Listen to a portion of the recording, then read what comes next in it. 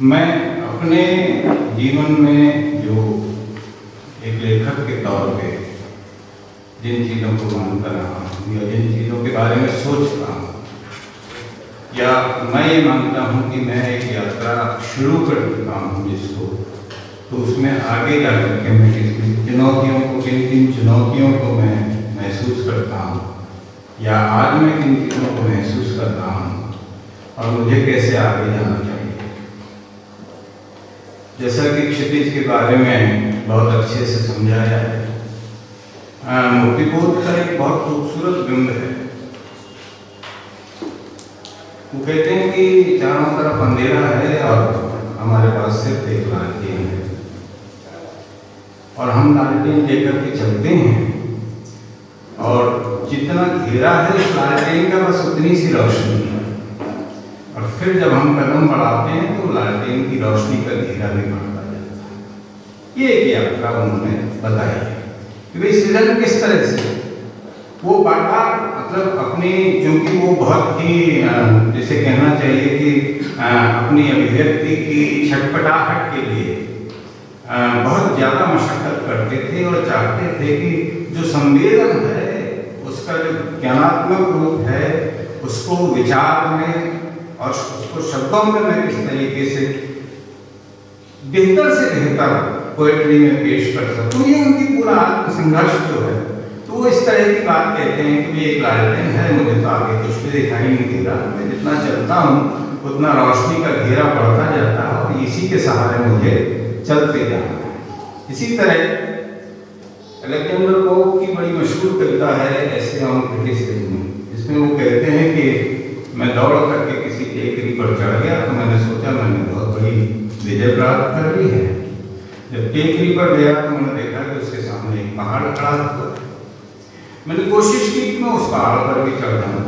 मैं उस पहाड़ पर चढ़ा तो मुझे लगा कि उसके बाद तो और पहाड़ है। तो ये एक सिलसिला सृजनात्मकता का है कि वह एक अंतहीन सिलसिला है और उसका क्षितिज सच माने में दिखाई पड़ता हो लेकिन उसका क्षितिज होता नहीं। अब समस्या ये है कि जैसे मैं इस समय में रहता हूँ जहाँ ये कहा गया है कि भाई बहुत कुछ, इतना हमारे यहाँ पोएट्री का बहुत लंबा इतिहास है, श्रेष्ठतम पोएट्री हमारे यहाँ की है, तो फिर मैं इसमें कर क्या रहा हूँ? मैं किस लिए आया हूँ जब इतना सब कुछ लिखा जा चुका है, जब इतना सब कुछ कहा जा चुका है, जब इतना सब कुछ इतने तरीके से कहा जा चुका है, तो मैं अपना क्या गुल्ली डंडा लेकर के इधर थोड़ा जान के अपना चला रहा हूँ। मुझे लगता है कि मेरे बिंदु यही होने चाहिए। तो मुझे कई चीजें लगती हैं जो नए लेखक के लिए मैं महसूस करता हूँ, जैसा मेरा मतलब मुझे लगता है।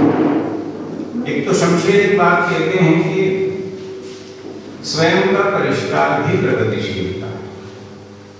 तो मेरी सारी कोशिश इस चीज में निहित है कि मैं मनुष्य के तौर पर स्वयं का निरंतर परिष्कार करूं।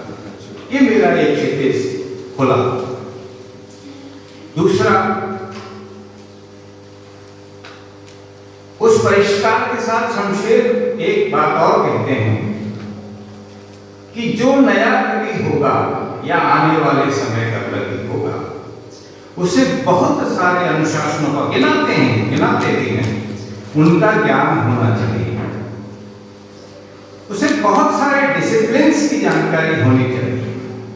उसका हाथ अपने समय की नब्ज पर होना ही होना चाहिए। तो एक दूसरी चुनौती ये सामने खड़ी होती है।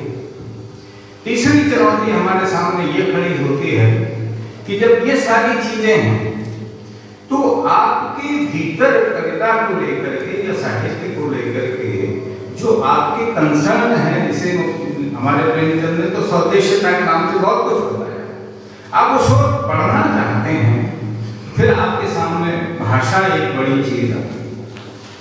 तो आप ऐसी भाषा का इस्तेमाल, आप ऐसी भाषा में अपना लेखन करें जिस भाषा को लोग आइडेंटिफाई करें। क्योंकि हुआ क्या है कि बेहतर से बेहतर चीजों को भी हमारी भाषा में कहने के बावजूद वह लोगों तक, मेरा आत्मसंघर्ष है कि लोगों तक वो पहुंची नहीं।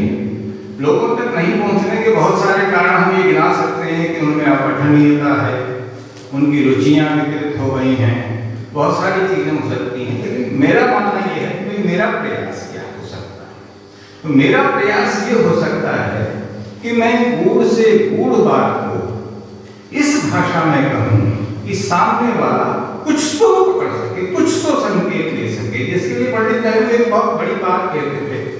वो कहते थे कि रामचरितमानस या रामायण जो है वो आप 10 वर्ष के बच्चे को भी पढ़ाएंगे तो शायद वो उसमें भी कुछ चीज महसूस कर ले लेगा, वो कथा ले लेगा, हनुमान जी का उड़ना ले लेगा, पूंछ में आग लगाइए वो ले लेगा, सोने की लंका जलाने को ले लेगा, वो ले लेगा, कुछ ना कुछ ले लेगा। और जो उसका बहुत बड़ा कहना देता है वो उसमें से और सारे रत्न निकालेगा। तो क्या साहित्य की एक कसौटी ये भी हो सकती है कि हम ऐसा कुछ रचने की कोशिश करें और ऐसी भाषा में रचने की कोशिश करें जिसमें सभी लोगों के लिए कुछ ना कुछ तो प्राप्ति हो, वो पूरी तरह कम्युनिकेट हो।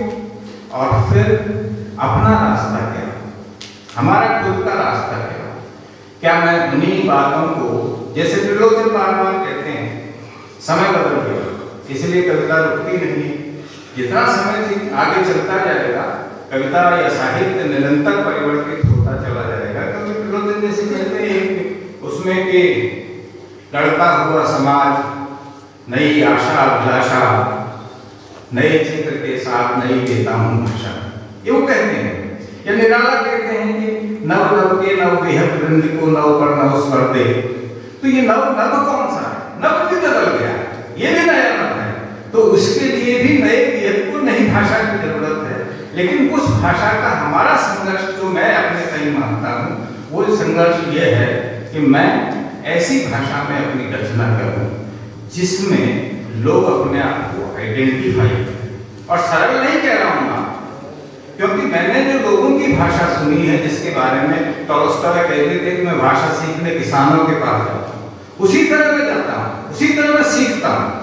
मैं उन स्त्रियों के पास, उन किसानों के पास, उन कृषकों के साथ मैंने 35 साल बिताए हैं और मुझे उनके बहुत सारे संवाद, बहुत सारी कविताएं मैंने वो लिखी हैं जिनमें संवाद ऐसे के ऐसे आते हैं, क्योंकि मुझे लगता है कि इससे बेहतर का कोई तरीका नहीं है मेरे पास कहने का। तो वो भाषा को समझते हैं, उनसे ही भाषा सीख करके हम ऐसी भाषा में अपनी रचना कर सकते हैं, या मैं करना चाहता हूँ। ऐसा मेरा आगे जाकर के इस तरह का मतलब सोचना है कि मैं इस तरह की भाषा में कोई बात कहूँ जो मेरी अपनी अलग हो। आदि इत्यादि में नहीं, आदि इत्यादि में कोई इतिहास नहीं जाता है।